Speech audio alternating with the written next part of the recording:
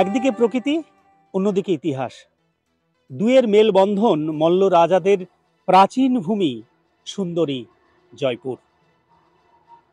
জয়পুরের প্রকৃতি, তার সাথে সাথে গোকুলচাঁদ মন্দির এবং অন্যদিকে সমুদ্র বাঁধে নৌকা বিহার, সব মিলিয়ে জয়পুর পর্যটকদের কাছে অন্যতম ডেস্টিনেশন এটা বলা যায়।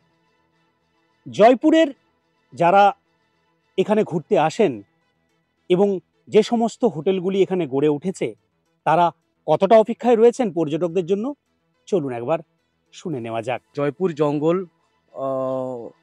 পুরো শাল সেগুনের মধ্যে কিছু কিছু রিসর্ট এখানে হয়ে উঠেছে।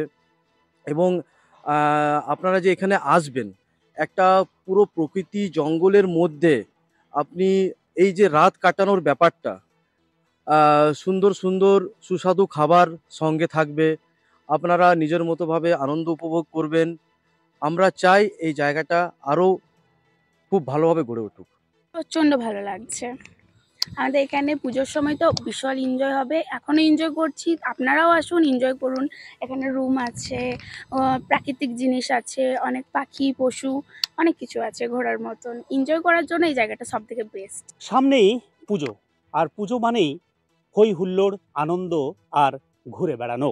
বিষ্ণুপুর শহর লাগোয়া জয়পুর বরাবরই পর্যটকদের হাতছানি দেয়। তাহলে আর দেরি নয়, পুজোর কটা দিন এবার না হয় জয়পুরই হোক সকলের ডেস্টিনেশন। আমার শহর বিষ্ণুপুরের জয়পুর থেকে স্বরূপ গঙ্গোপাধ্যায়, কলকাতা টিভি।